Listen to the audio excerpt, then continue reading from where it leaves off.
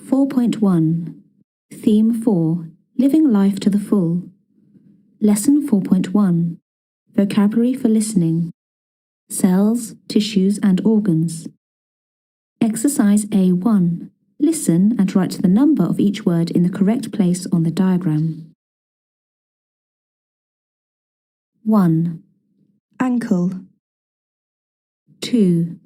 arm, 3. chest, 4. elbow, 5. foot, 6. hand, 7. hip, 8. knee, 9. neck, 10. ribs, 11. shoulder, 12. thigh, 13. wrist, 14. head.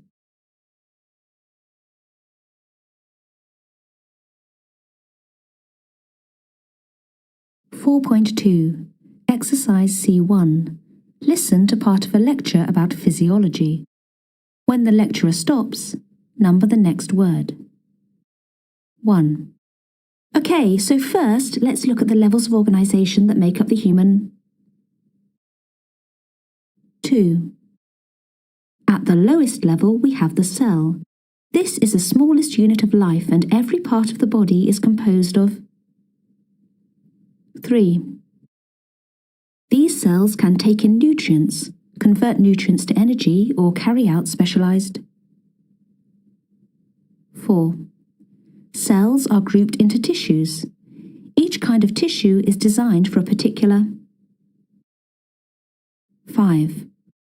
For example, muscular tissue is able to contract while nervous tissue conducts. 6. At the next level, some tissues combine to achieve a particular objective. These tissues are called organs. For example, the stomach, the lungs and the. 7. At an even higher level of organisation, we have organ. 8. In each system, different organs work together. For example, the mouth, the stomach, the small intestine, and the large intestine all play a role in. 9. The highest level is a group of organs working. 10. Groups of organs in the same body are called organisms. For example, humans, animals, and.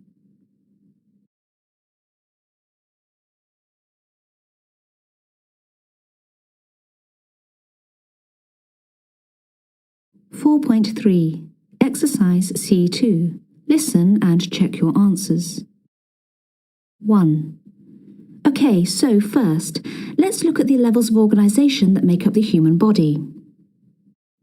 2. At the lowest level, we have the cell. This is the smallest unit of life and every part of the body is composed of cells. 3. These cells can take in nutrients, convert nutrients to energy, or carry out specialised functions. 4. Cells are grouped into tissues. Each kind of tissue is designed for a particular purpose. 5. For example, muscular tissue is able to contract while nervous tissue conducts electricity. 6. At the next level, some tissues combine to achieve a particular objective. These tissues are called organs. For example, the stomach, the lungs, and the heart. 7. At an even higher level of organisation, we have organ systems. 8. In each system, different organs work together. For example, the mouth, the stomach, the small intestine, and the large intestine all play a role in digestion. 9. The highest level is a group of organs working together. 10. Groups of organs in the same body are called organisms. For example, humans, animals, and plants.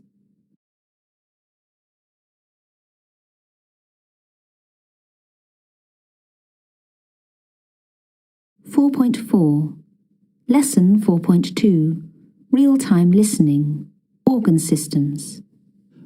Welcome everyone to this core course in physiology.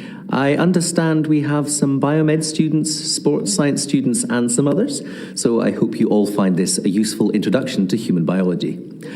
Okay, in today's lecture we're going to look at some of the different body systems and their functions in humans. Then next time we will look briefly at problems associated with each system. I'm not going to talk about all the systems because I just want to give you an overview, but I will talk about the function of each system and some of the components. I will also try to show you how systems fit together. I mean the way in which one system helps another system or enables it to operate. How they are interrelated, in other words. I've given you a handout with the systems on. Have you all got one of those? Good. You might want to fill in some of the detail as we go along. Right. What I'm going to do in this session is firstly the skeleton, the bones and so on that keep us upright. Secondly, I'm going to mention the way the muscles enable the bones to move. And then thirdly, the nervous system which sends messages to the muscles from the brain. So that's the skeletal system, the muscular system and the nervous system. Next, the digestive system, the stomach and so on. Of course, this is the system that supplies the nutrients to enable the other systems to work, to grow and to repair. Okay, so where was I? Let's see. That's skeleton, muscles, nerves, digestion. Ah, yes, right. What comes next is the respiratory system, the mouth and nose, breathing, if you like, although I'm going to point out that it's a bit more than that. Then, finally, we have the circulatory system, based on the heart, which sends the blood around the body.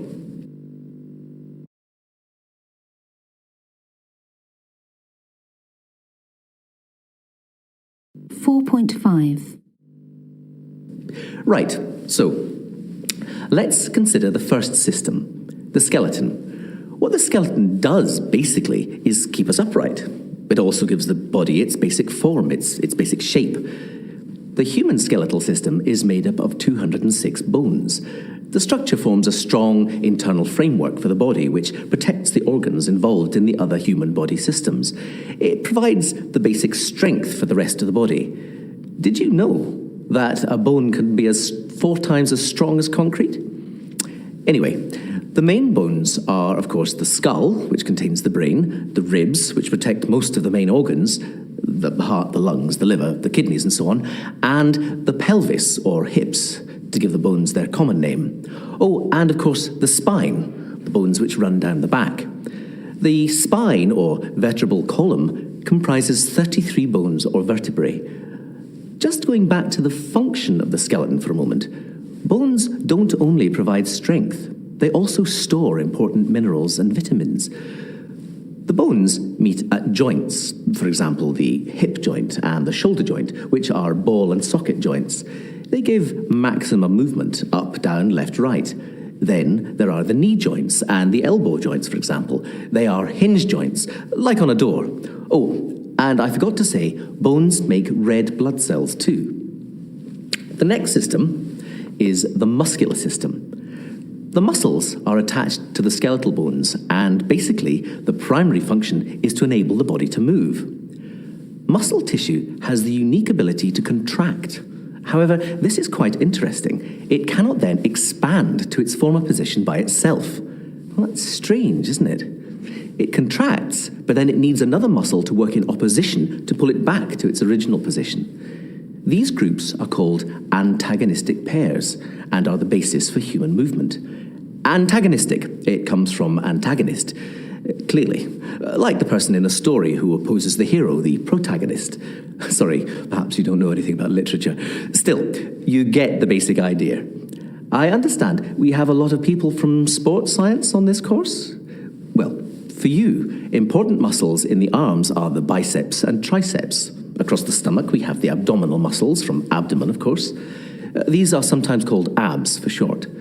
We also have the important muscles in the back of the thigh, which are often called the hamstrings. Oh, and of course, the Achilles tendon in the back of the ankle. Athletes often injure that part of their body. Now, what was I talking about? The muscles are attached to the bones in pairs. Each one can only contract, but when one contracts, the other expands, and vice versa. But how do we make the muscles contract? Well, that's the next system. Did I mention there are over 600 muscles in the human body, and you have to learn them all? No, only joking. It is the central nervous system that controls muscle contractions. The system is two-way. What I mean by that is that the system gathers information from nerves throughout the body and takes it to the brain through the spinal column. It uses electrical impulses. The brain is the primary processing center for the body. If the decision is taken to react to a particular stimulus, the brain sends the necessary impulses to the muscles. Electricity again. The main parts of the nervous system are the nerves, as I've just said, the brain, obviously, and the spinal cord, which runs down the spine. We can see now why the skull and the spine are so important. They protect key parts of the central nervous system. So we could say that it's the nervous system that interfaces with the external environment. I mean, it gets messages from the environment and it tells the body to move through the environment. For example, it senses heat with the nerves in the fingers and tells the hand to move away. Right, so we've seen that the skeletal system provides the basic structure for the body, and the muscular system is attached to the skeletal system. The muscles need instructions to move, and they come from the central nervous system. But what provides the body with the necessary energy to do things, and the nutrients to enable the body to grow and repair? Well, the digestive system is responsible for converting foods into usable substances along the digestive tract. These substances are then absorbed into the blood. We take food in through the mouth and down the esophagus in the neck and chest. The food is broken down in the stomach and then absorbed into the bloodstream through the walls of the intestines. But, and this is very important, at this stage, the nutrients are in the blood. They are not in the muscles and nerves and so on. We'll see how they get there in a few minutes. Right. So, we've supplied the blood with nutrients, but in fact, the body cannot use those nutrients without oxygen. So we need another system. What we need is the respiratory system. Now, some people think that respiration is the same as breathing, but that's not true. Respiration is not just about taking in air and giving out CO2. It's the exchange of oxygen and carbon dioxide between cells, the blood and air in the lungs. It's the lungs which suck in air using strong muscles between the ribs. Oh, I should have talked about those muscles on the way through. They're called the diaphragm, and they sit under the lungs. They move up and down to contract and expand the chest cavity, and that movement pulls air in and pushes carbon dioxide out. Sorry about that. Can you add diaphragm to the muscular system? Thank you. Right. Oh dear, I see that we're nearly out of time, so very quickly, the last system for today. We've seen that nutrients enter the blood from the digestive system and oxygen enters the blood from the respiratory system. But of course, all this is pointless if the blood just sits there and doesn't move. We need a system to move the blood around the body. We need the circulatory system. It was an English physician, William Harvey, who discovered this system in the 17th century. The blood is pumped out of the heart through the arteries to the skeletal system, the muscular system, the nervous system, the digestive system, and the respiratory system. The nutrients and oxygen leave the blood and enter the cells of the organs, and then the blood returns to the heart through the veins. That's enough for now. There are other systems, and I'd like you to research those before the next lecture. The details are on the handout, okay? Thanks very much. In the next lecture, we'll be looking at what happens when something goes wrong with one of the systems. Oh, and I meant to point out that we have tutorials on Wednesday. I'm going to ask you questions about the systems we've talked about today, so have a look at your notes between now and then. Thank you very much.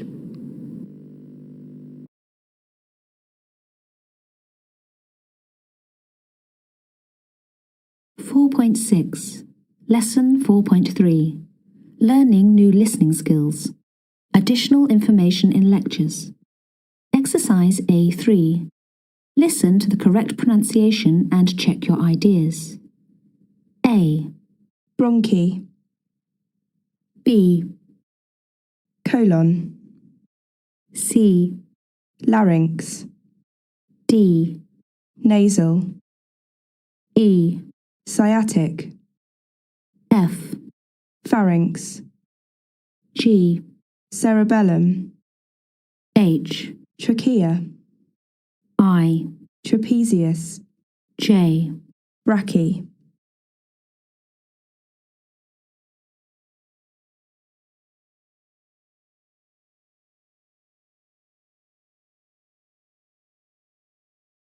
Four point seven. Exercise C. Listen and make notes. Add extra information in the correct place. Lecture 1. Studies on the effects of TV violence. I'd like you to do some work on research studies into violent television. I'll give you some reference to start you off, and then I'd like you to find at least 3 more, okay? So in order then, we have Berkowitz, 1969. He carried out a laboratory experiment with university students. The study involved participants watching violent films to see if they acted more violently than the control group. Park et al. Worked with young offenders in an institution. The result was similar to Berkowitz, and on the other side, well, nothing really, although there is one well-known study, this was Charlton et al., 1999, which looked at the introduction of television on the island of St. Helena. Their results were not significant. There was no increase in aggression. Did I mention the date for Park et al.? It was 1977. Oh, and sorry, I forgot to say that Williams did a study with 6 to 11-year-olds in Canada. This is an interesting study, actually. The researcher looked at the impact of television on a community which did not have television before. It was in the early 70s. You'll have to find the exact date. The introduction of TV led to a significant increase in aggression in the community. Lecture 2. The History of the Internet. So, where have we got to? Right, the late 70s. By then, we had most of the parts for the internet in place. But an important piece was missing. The big breakthrough was made by Tim Berners-Lee, a British scientist working in Switzerland. He wanted all the scientists in his laboratory to be able to look at each other's documents. He realised that every document needed an address, so you could find the document on another computer. So Berners-Lee invented a way of addressing documents. He called the address HTTP, Hypertext Transfer Protocol. Berners-Lee also invented a simple program called a browser. This program allowed the users of one computer to look at documents on another computer. And presto, we had the internet. Sorry, I see some of you are looking a little blank. I should have explained hypertext, shouldn't I? The HT in HTTP. Berners-Lee knew about hypertext, but you didn't. The idea of hypertext was invented by a man called Ted Nelson in the 1960s. It is a way of connecting documents so you can jump from one to another. And while we're going back over this, I meant to point out that this was in 1990. The Berners-Lee breakthrough, I mean. Lecture 3. A comparison of Chile and Pakistan. Let's look at population now. As before, I'm going to look at 3 sub-areas under this heading. The total population, the density and the urban-rural split. Pakistan has a large population, but Chile's is quite small. The population of Pakistan is 185 million, whereas Chile's population is about 10% of that size. Pakistan has a much higher density of population than Chile, 177 people per square kilometre against 20 per square kilometre. Sorry, did I mention the actual population of Chile? It's 17.3 million. Next, land. As you know, we consider area, percentage of agricultural land and availability of natural water, that is, lakes and rivers. Both countries are large, in fact, they're almost about the same size. Pakistan has an area of 803,000 square kilometres, whilst Chile is slightly smaller. Both countries have quite a high percentage of agricultural land. Pakistan has 30% agricultural land and Chile has 21%. Just going back to area, Chile is 756,000 square kilometres. Where was I? Oh yes, natural water. Both countries have permanent lakes and rivers. The most important river in Pakistan is the Indus, while the most important river in Chile is the Loa. I forgot to give you the urban-rural split, didn't I? I think I did. Well, the population of Pakistan is more rural than the population of Chile. The split in Pakistan is 34 to 66, whereas in Chile it is 87 to 13.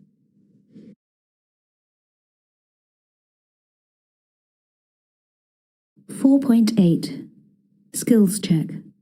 Listen. What has the lecturer forgotten in each case? 1. I forgot to say that Harvey discovered the circulation of the blood in the 17th century. 2. Did I mention that Harvey was English? 3. I should have told you about white blood cells. 4. I meant to point out that arteries are normally bigger than veins. 5. Just going back to the skeletal system for a minute, the bones in the lower part of the spine are joined together. 6. Can you go back and add that there are special heart muscles?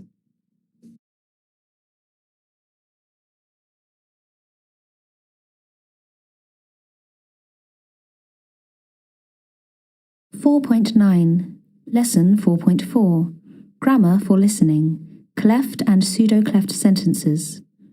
Grammar box 16. Listen to the sentences. Does the speaker pause in any of the sentences? What I'm going to do first is talk about each system. What the skeletal system does is support the body. What Harvey did was experiment with fish and snakes. It will be next week that we look at sports injuries. It is the brain which controls the nervous system. It was Harvey who discovered the circulation of the blood.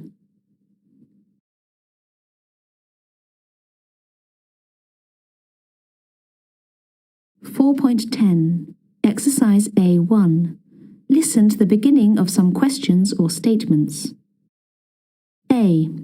What is? B. What we'll look at? C. What Alcmaeon did? D. What doctors? E. What were? F. What can? G. What did? H. What I'm going to? I. What Kendrew? J. What was? K. What Schwann? L. What the arteries?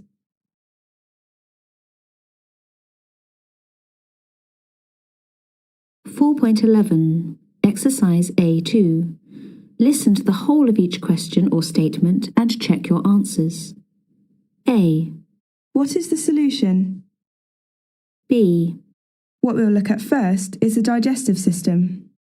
C.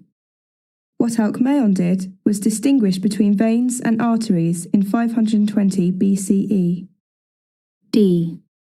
What doctors are hoping for is more research during the next 10 years.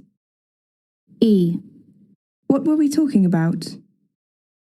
F. What can we do about the problem? G. What did Aristotle say about the heart? H.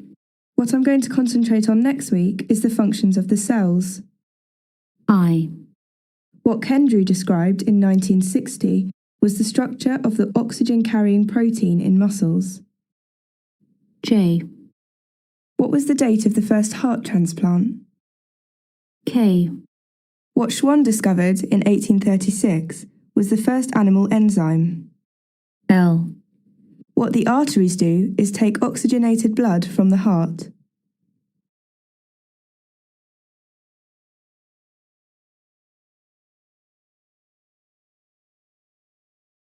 .12 Exercise C1. Listen to the beginning of some pseudo-cleft sentences. Letter the logical way to complete each sentence. A. It will be next week. B. It was a man called Bell. C. It was the invention of the telephone. D. It was the telephone. E. It was in 1879. F. It was after the invention of the telephone.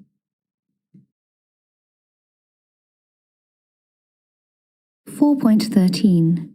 Exercise C2. Listen to the whole sentence in each case and check your answers. A. It will be next week that we look at the history of the telephone.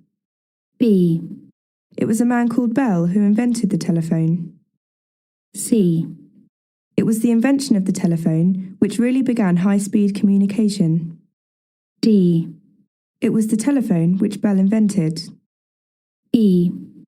It was in 1879 that Bell invented the telephone. F. It was after the invention of the telephone that the telegraph declined in popularity.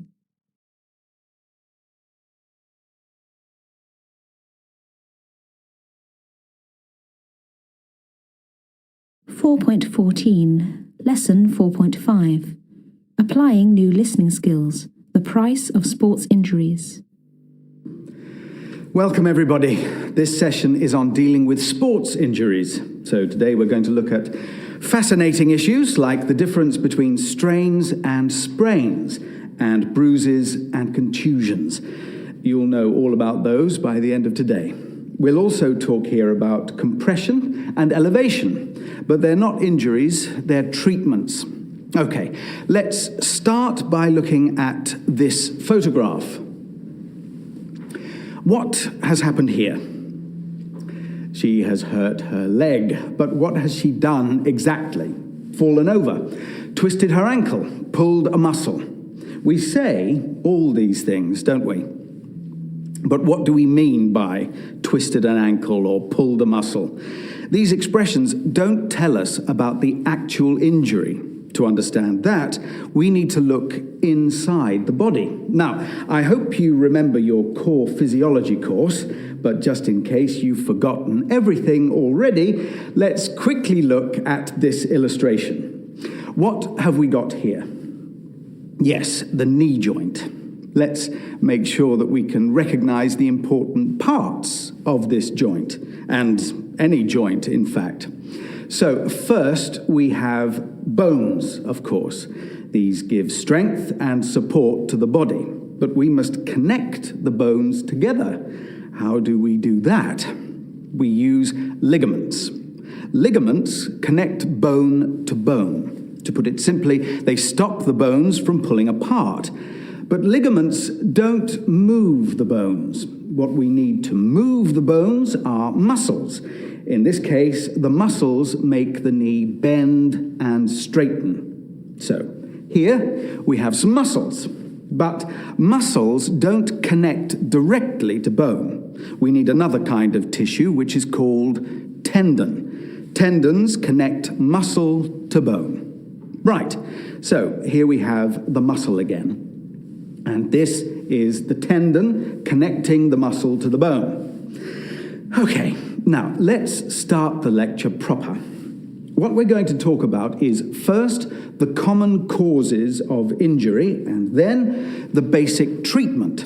As far as causes are concerned, there are two basic types of injury: trauma and overuse. So what we need to do is look at each of those in turn. Now, after all kinds of traumatic injury, there is always inflammation and swelling. So what I'm going to do is look at trauma, the minor types and then the major types. Then what I'll do is discuss inflammation and swelling. What are they and why are they important? Then, with regards to treatment, there is a very useful acronym, PRICE. That's P-R-I-C-E, which helps us remember the basic actions. So, causes of sports injury and the price of treatment, if you like. Oh, and physiotherapy, very important kind of treatment nowadays.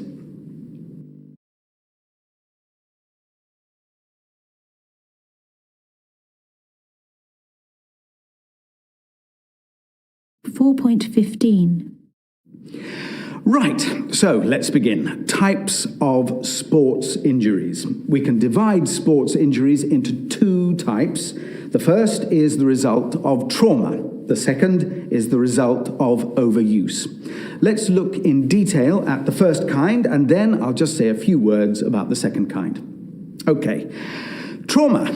Trauma means a wound or shock produced by sudden physical injury.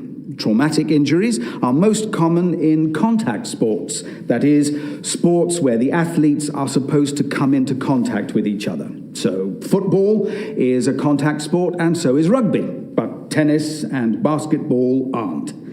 If the players come into contact with each other in basketball, for example, one or both of them will be disciplined by the referee. Now, under trauma, we need to distinguish between minor items and major items. The first minor item is the bruise, which is the coloring of the skin after an injury. You know what happens. You bang your knee, and sometime later it changes color. It goes blue or purple. This change of color is caused by blood leaking from damaged cells. So that's the first kind of minor injury. The second minor item is called a strain. That's strain. Oh, by the way, I should have said, we don't use the word bruise in physiology. We call this coloring of the skin a contusion. Contusion. Now, where was I? Yes. The second minor item is a strain with a T, and the third one is called a sprain with a P. So, strain and sprain. Yes, I know it's annoying that they are so similar in pronunciation, but it is important to distinguish between these two. In a strain, it's the muscles that are affected. Strains happen when the muscle is torn. In a sprain, it's the ligaments that are damaged. They can get damaged in traumatic injuries by being displaced, moved out of alignment. And that's what we call a sprain. How can you remember the difference between a strain and a sprain? Well, just think of muscle strain and ligament sprain. The fourth kind of minor injury is related to the tendons. Do you remember that tendons connect muscle to bone? That's it. There is one very well-known tendon in the back of the foot, in the heel. It's called the Achilles tendon. It's named after the Greek hero Achilles because the story goes that it was the only part of his body that could be injured. But that's not important, really. Damage to the tendons is quite common in sport, although it mainly happens through overuse. So we'll come on to that in a minute. What we need to look at now is inflammation and swelling. In all cases of traumatic injury, the body responds in the same way. The dead or damaged cells release chemicals. These chemicals carry messages to the body's immune system. That's the system that protects the body. And the immune system sends cells to repair the damage. The result of this is, you've guessed it, inflammation and swelling. So, we can see that inflammation and swelling are natural parts of the healing process. However, and this is very important for sports scientists, so listen carefully, too much inflammation or swelling can slow down healing. Did I talk about major trauma? No, I don't think I did. Okay, so major trauma involves fractures in bones. A hairline fracture is, as the name implies, very small, the width of a human hair. There is no displacement of the pieces of bone. A complete fracture means the bone is broken in two or more parts. Now, one more thing to say about inflammation and swelling. Inflammation and swelling happen at the same time, but they are not the same. Inflammation means getting hot or inflamed. As you know, the site of an injury always gets hot. Swelling, on the other hand, or foot, of course, means getting bigger, which you are also familiar with after an injury. Fluid leaks into the tissue and it swells. Now, back to inflammation. It was Lan Zhu in 2010 who conducted a study of inflammation. It's cited on your handout, Lan Zhu, 2010. The professor found that inflamed cells produce insulin-like growth factor 1. Don't worry about the full name, it's always called IGF-1. Now, IGF-1 is a chemical that increases the speed of muscle regeneration. In other words, it helps the muscle to grow again. It also helps to heal damaged tissue. So, can you see the importance of this research? It's clear from the work of Lan Zhu that inflammation should be managed but not removed altogether. We need some inflammation. Just going back to fractures for a minute, I think I forgot to ask a crucial question. What's the difference between a fracture and a break? The answer is they are the same thing. It's a bit like contusion and bruise. One is the medical term, the other is the common word. Okay, so that's the first type of injury, traumatic, mainly from contact sports. The second type is overuse injury, and it can happen in all sports, contact and non-contact. In fact, some people are saying now that overuse injuries are far too common and are the result of sports people playing too much sport or training too much or both. But that is not relevant to this lecture. The most common overuse injury for sports people is RSI, or repetitive strain injury, which obviously results from an athlete repeatedly using the same joint or set of muscles. For example, a tennis player will use the elbow joint on one arm all the time, which is why injury to that joint is sometimes called tennis elbow. One official name, though, is tendinitis, which, of course, refers to the tendon. The tendon becomes inflamed because very, very small tears in the muscle do not repair properly. Which brings us on to the second main overuse injury, major muscle tears. This can happen, for example, in weightlifting. However, there is a strange point about muscle tears. They are actually the way the muscle grows. If you use a muscle a lot, it tears a little. It's sometimes called a micro-injury. Then, if you rest the muscle, it repairs itself. But in the process, it grows bigger. So next time, it can deal with the load that you put on it. The problem comes if you do not give the muscle enough time to repair the micro-injury, and then you develop a real injury. So remember that. It's tearing muscles slightly which makes them grow. Okay, so we have seen a little about the types of sports injuries. Clearly, trainers and coaches should do everything they can to reduce the risk of injury during training and in matches themselves. But I'm not here to talk to you about this now. I'm more interested today in the treatment.